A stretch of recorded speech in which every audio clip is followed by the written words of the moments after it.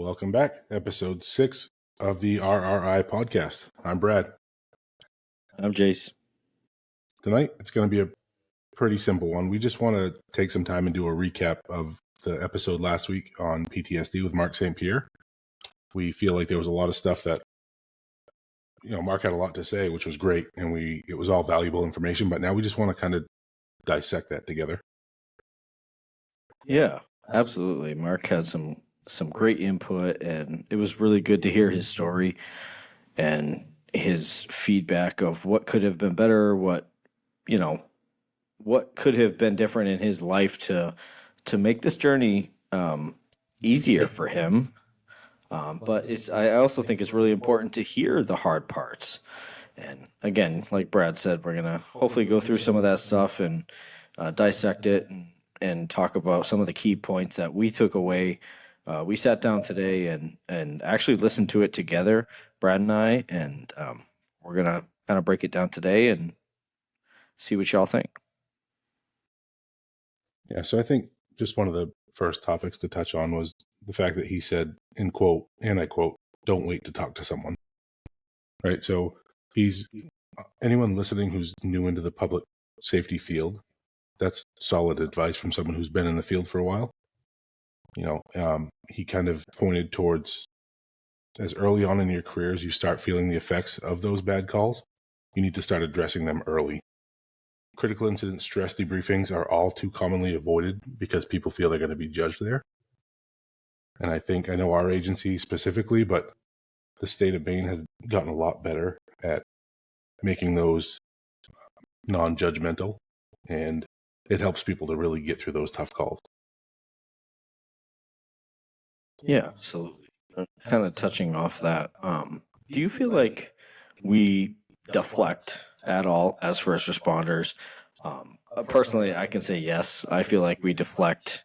We don't want to talk to anybody about what we've seen, what we've heard, what has happened, what we've experienced, in fear of them experiencing what we're going through without realizing that we're going through.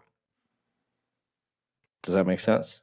Yeah, I think I actually saw a post on Facebook tonight that was talking about that. Like some of us as responders, when we get home, the last thing we want to do is talk. And I think that giving your responder that few minutes of downtime when they get home to kind of deflate and wind down a bit before you get into another conversation, even if, God forbid you're upset with them about something. It happens, right? We upset people all the time. Everyone's different. Some of us have it's just really hard to always get along with somebody, right? So even if you have an issue with someone, you've got to understand that when they're coming home from a long day in the public safety field, they need a few minutes. They've been talking all day long. They've been dealing with other people's problems all day long, and then they walk into the house and they've got another problem waiting for them. So absolutely, I do agree with that.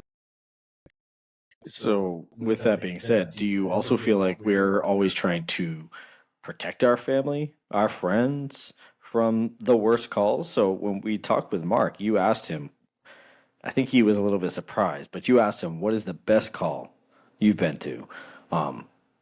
So we're used to hearing what's the worst call you've taken. Do you think that we're trying to protect, again, our family, our friends, from those worst calls, and that's kind of why we deflect? I think so. I think to a degree, nobody wants anyone else outside of the field to have to experience what we went through. Whether it be a 911 call taker or a paramedic getting the first on the scene to a fatal car crash, or a police officer, same situation.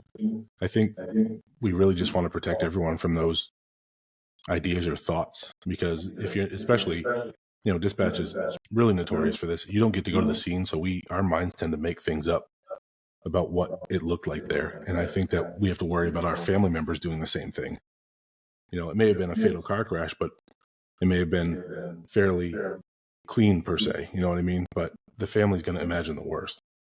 And I don't think that's fair to put them through. And I mean, at some point you've got to vent a little bit about work and talk about work, but there's got to be a better way to do it. Yeah, for sure. So that being said, Mark had talked about how one of his lieutenants had reached out to him multiple times and wanted to talk to him about some of the things he was experiencing and seeing. And this goes back to stigma, right? So, do you think it's okay to talk to people that you work with about these things instead of professionals? Do you think that's a good first step? Thoughts? I think anything that puts you in a position of being vulnerable is a good first step. I don't think it has to be a professional right away, as long as you're willing to seek out the help you need. Because ultimately, like if someone were to come to me and tell me today that they had a really bad call, uh, I can at least, I can listen to them. I can be an ear. I can be a friend. I can maybe even give a little bit of advice. But the biggest thing is I can, I know a lot of people and I know a lot of resources, and I can point them in a direction that can actually get them, whether it's, psychological help or whatever it may come to, or SISM team, or the debriefing stuff. I think, but they have to open that door. You can't make someone come and talk to you, but absolutely. Yeah. So, kind of going off another great point you bring up, peer support groups, PSISM teams, EAP. Do you think? And again, I want to preface this with this is nothing to do. Like, I'm not saying anything bad about these groups, but clearly there is a disconnect, right? There's a huge disconnect in between what's happening on scene and then what's happening at home with the first responder. We see this. We see the suicide rates. We see the mental health illnesses, right? So, do you think that there could be more done? Do you think that we all have our opinions about EAP? We all have our opinions about everything, obviously, but SISM teams, at least from my perspective, I'm very new to SISM teams. I didn't realize SISM even existed until this year. Uh, when I first heard about it in our county, which I feel like is too bad because it is a valuable resource. There are some great folks on the SISM team, and they're doing a great job. But what happens? What happens in the in between? What happens when the folks are at home? They can go to those after incident meetings, those debriefings. But what happens in between? Who's helping those folks in between? Do you have any insight to that? Yeah, so it's all good information. The hard part is, like, when a responder goes home to a non-first responder spouse, or kids or friends or brothers, sisters, I don't necessarily think that they know exactly what they're looking for signs, but they can tell when you're taking yourself down a path of self-destruction, or they're going to start seeing those changes. Mark mentioned a handful of times that he became an asshole, right?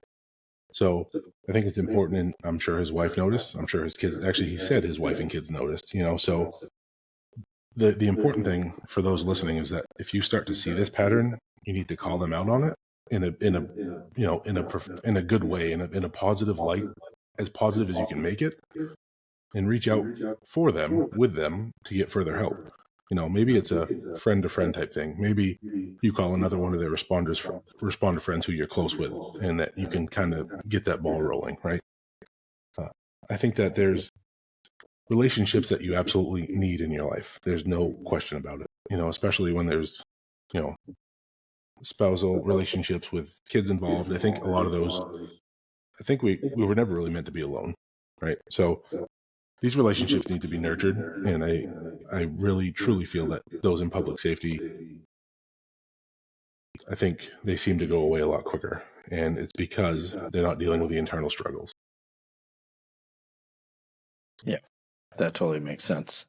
It's hard. It's a hard line to walk. Kind of like we talked about in the beginning. Like, you don't want them to see or hear or experience any of the things that we've experienced. So you kind of want to deflect. You want to push that away. You don't want them to have to deal with what we've been dealing with. So how do you talk to your family? How do you talk to your friends? How do you talk to anybody about some of this stuff? You don't want them to have to go through it. So it's definitely a fine line to walk. That's for sure.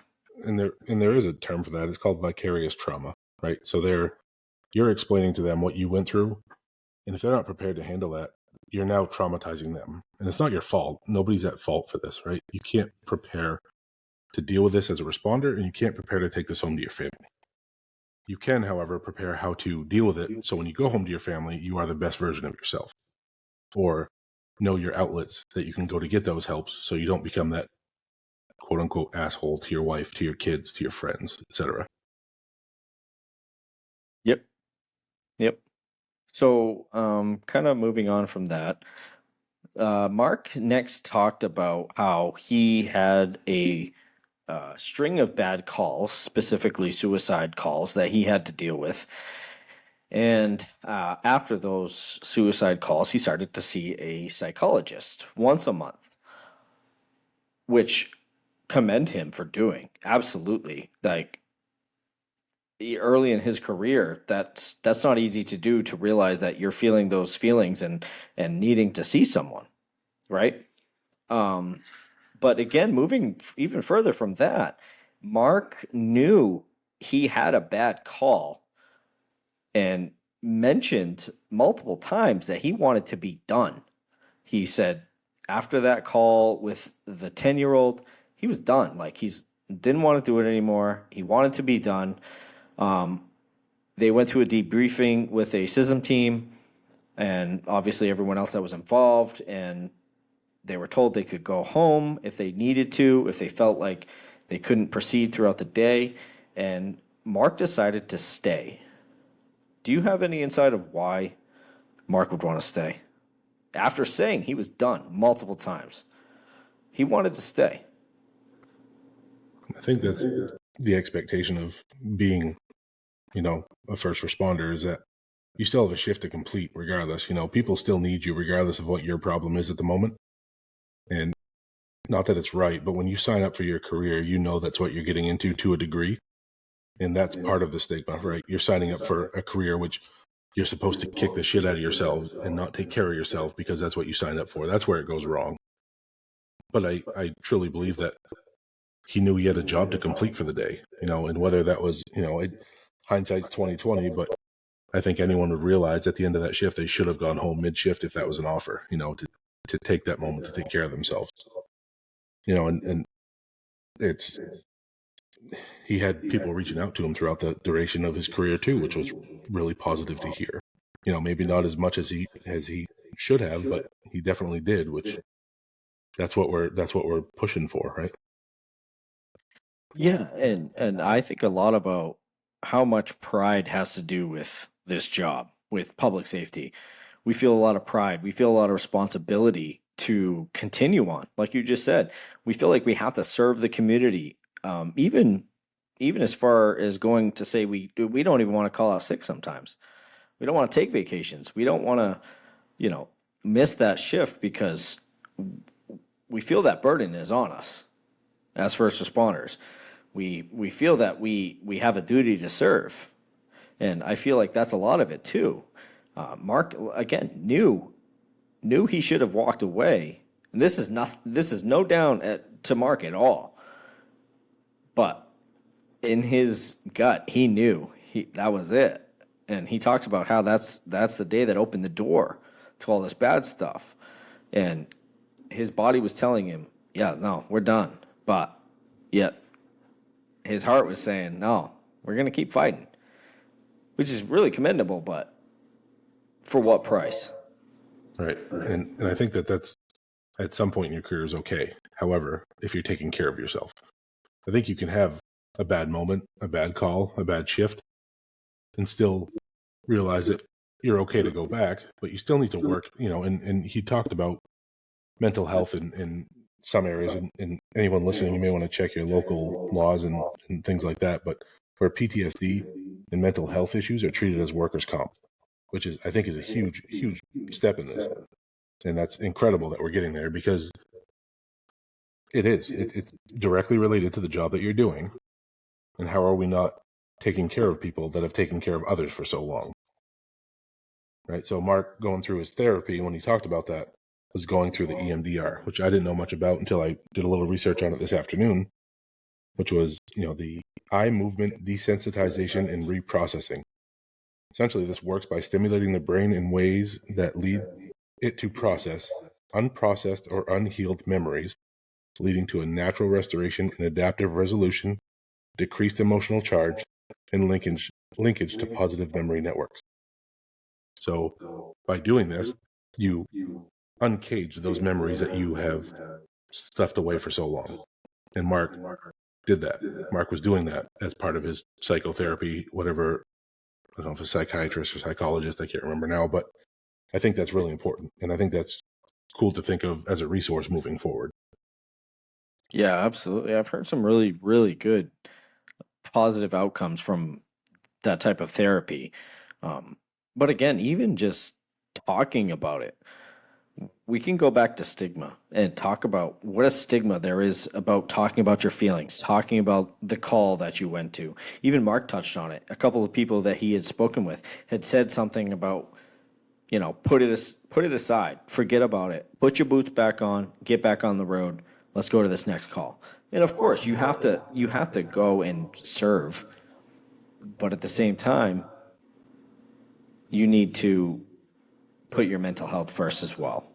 Right. And I think they even understood that he wasn't okay. So they even offered him that light duty stint, which when he mentioned when he took out his uniform to go back to light duty, it was the anxiety, the panic attacks, and things like that.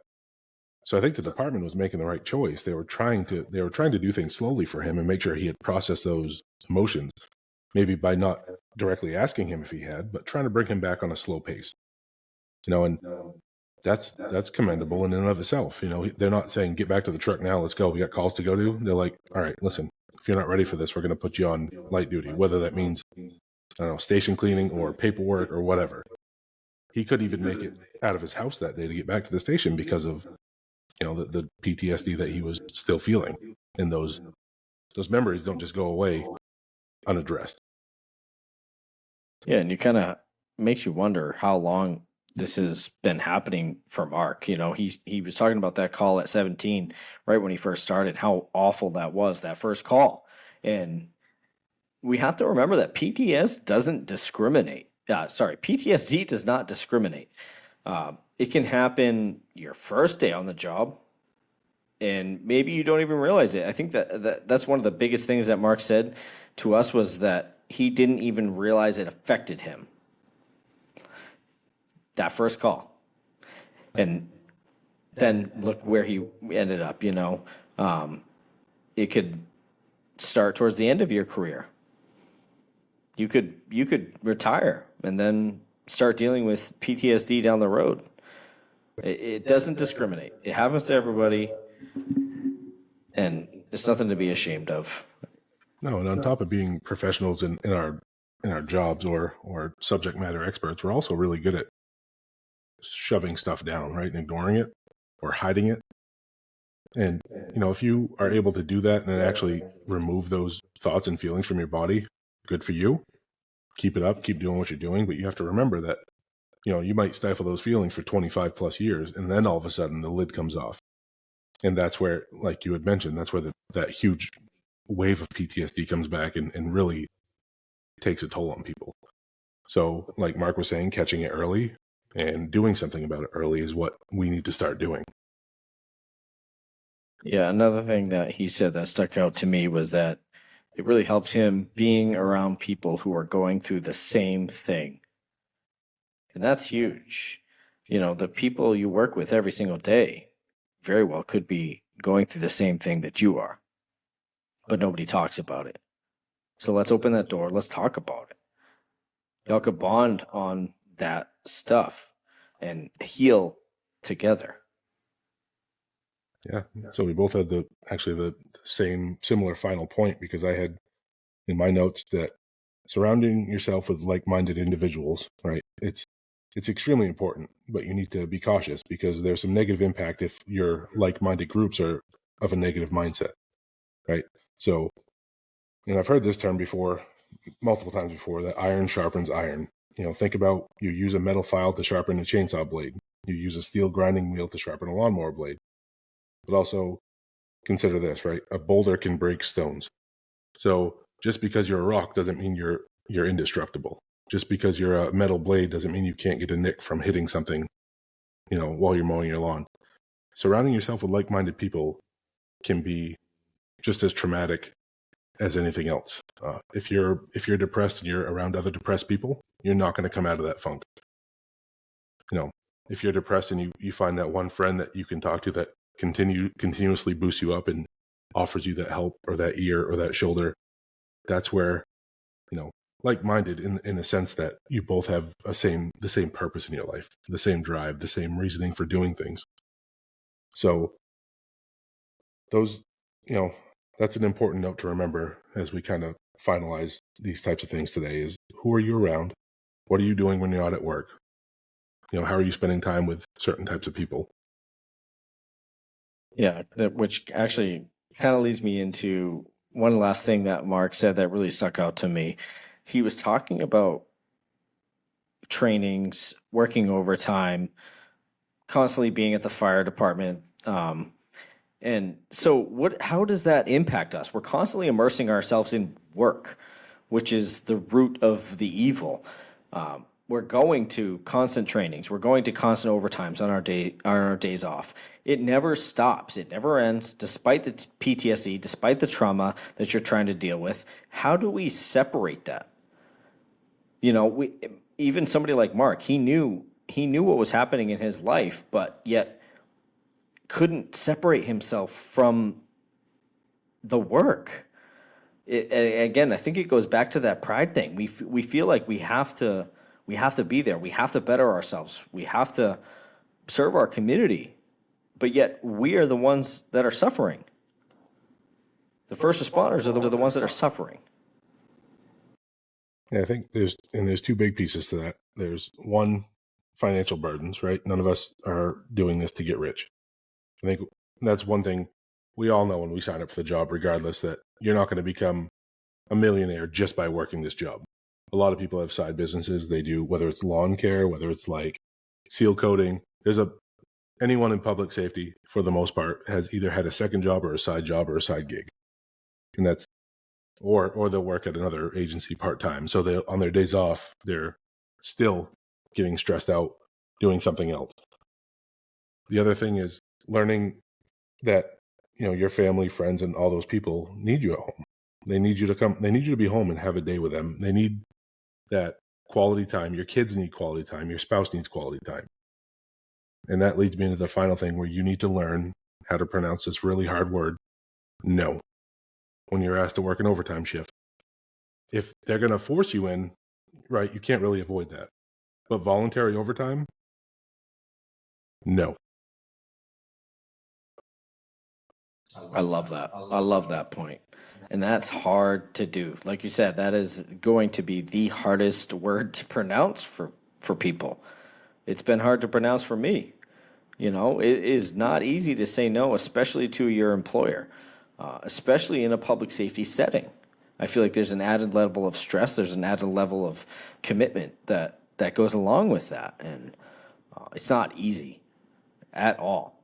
But again, we need to, it's way easier said than done. We need to prioritize what is important to us. Number one, family. If you ask anybody in this field, most likely, number one, family. But yet, who is the one suffering the most in that relationship? It's their family. So how do we fix that? How do we bridge that gap? And it's about talk. It's all about starting to talk about it. Starting to talk about it. Starting to talk about your feelings. Starting to talk about everything. It's okay. Starting to say no to those shifts. No to those trainings. It's all about talking about it. Yeah, and even something as commit yourself to something on your days off that isn't work related. For instance, if you're, again, we talk about this isn't a get rich quick scheme, working for public safety. So look at taking a budgeting class on your days off. Maybe there's something you can do about getting your debt paid off quicker. Or maybe there is something that you can take for a class at a local community college, whether it's building construction or cooking or whatever you want to do. But like, I know one of our local colleges in a city not too far from here is offering free community college classes to people. Take that kind of initiative and do that kind of stuff, because you might be on the day off, but a class is typically going to go, 7 to 3, 8 to 4, or even a few hour class a day, and you can still be home at night with your family and have supper with them and things like that. But you're also going to build your resume up for yourself and find a new skill, and it's going to be completely outside of the realm of what you do every day. Yeah, it could totally take off your mind off of the bad things that we deal with and think about each day. So definitely something to consider. There's actually a lot of stuff to consider here. I personally would like to thank Mark for joining us last week. Again, he had some great insight. I loved his ability to open up to us and talk about everything. It was really incredible, and I'm glad we could break it down a little bit for you this week because he had a lot to talk about, and I would love to talk to him in the future, and I'm excited for that opportunity. Yeah, and I think in this topic there is a lot to talk about, and this won't be the last podcast episode we're going to do about PTSD. It's going to be someone's PTSD today is different than someone's PTSD tomorrow, and it changes from the EMS field to the dispatch field on a very large spectrum. However, PTSD is still PTSD no matter how you swing it. So I too agree, and I want to thank you, Mark, for coming on and being vulnerable and open with the audience and with us and yourself. Owning it and knowing that you've made changes to move forward and just do better things for yourself and your family. So we kind of give you a lot of kudos there, and we truly do appreciate the time that you gave us. Yeah, really hoping too it speaks to a lot of the people that are listening. The people that are dealing with things that they feel like they can't talk about, the people that are thinking things that they feel like they can't think, they shouldn't be thinking, shouldn't be talking about. I'm really hoping that Mark's story resonates with everyone and they feel like they can be comfortable enough to talk about those things and open up to anybody. Open up to your family, open up to your coworker, open up to your friends, open up to us. Let us know. We all know you're going through stuff. You just have to talk about it, and it's okay. Nobody's here to judge you at all. You just have to remember that. Yeah, absolutely. And we are here. And I can tell you that just today, I'm not going to divulge any geographical information or personal information, but someone reached out to us from another state to thank us for the opening up the ideas of these podcasts, because he or she may have already been suffering and nobody talks about it. So maybe starting that first step of being available to people and them knowing that this might be the first step, and us pointing you in a direction where you can get the help you need. Yeah, absolutely. Again, to not point at anybody else specifically, but even just the topic that we brought up about asking somebody about their best call ever. Look how excited Mark was when we asked him that, or when you asked him that. What was your best call ever? He was expecting, what was your worst call ever, which is what everyone expects. But no, you asked him what his best call ever was, and he was thrilled. It almost took him back. And even little perspective changes like that can help somebody that's dealing with everyday stressors that are first responders. It's the little things. Yeah, and all those little things tie in together, and they all add up. Little things equal a lot at the end of time. So I think that pretty well covers what we were looking to cover today, and we both want to thank you for coming back and listening again, and we want to allowing us to break this down a little bit further, because we did go about 52 minutes last week, which was a little longer than we had expected, but I'll never say no to someone talking about something. So absolutely, it was really great to have Mark on and again hear his perspective and his story. I think it's important for people to hear. So we thank you all. We are going to continue to ask you to listen, like, follow, and share as far as you can. And we, as always, we ask you to stay resilient. All right. Peace.